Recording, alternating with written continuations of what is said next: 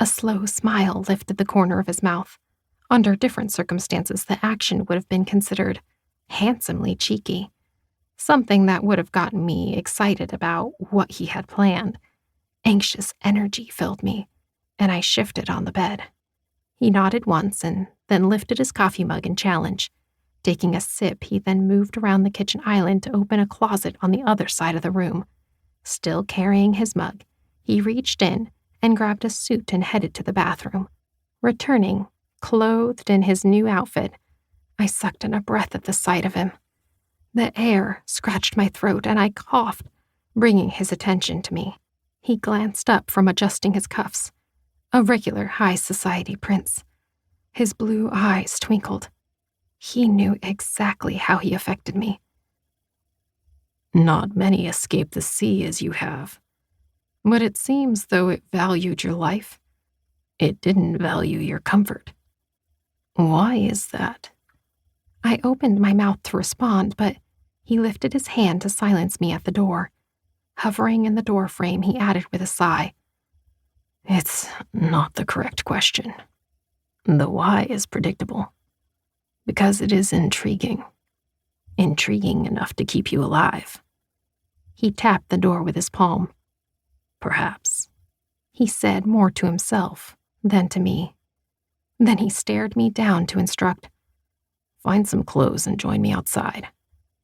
The door closed behind him, and I was so distracted with his deep blue eyes, I missed seeing his hand grab the handle, making the whole action seem as if done by a phantom. Did I have any choice other than that door? Searching the small studio, there were no windows in the bathroom, so it really was stay in this room or join him outside. Tugging on the hem of his top, I wrung the edges nervously. Was I only going to dress for my execution?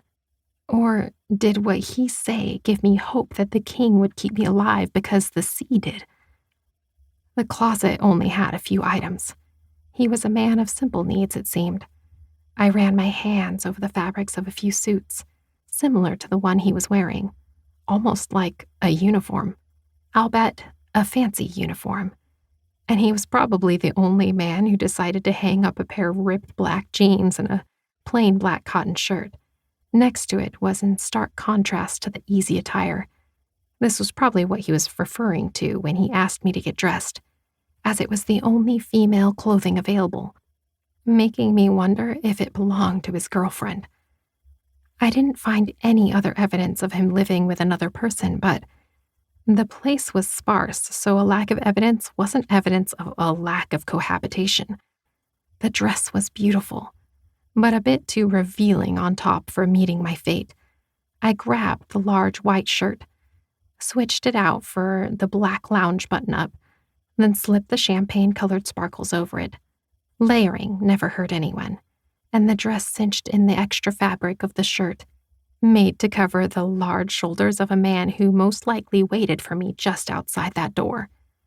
I smoothed out the shirt's wrinkles under the dress, and actually thought the combination looked presentable, toning the evening wear down to a more comfortable casual that I wasn't offended by. Better than having my chest on display with the plunging neckline his girlfriend was okay with showing off.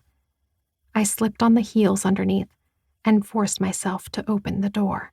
To keep listening to this audiobook, I've left you a link in the description so you can do it, at no cost thanks to Audible's 30-day free trial.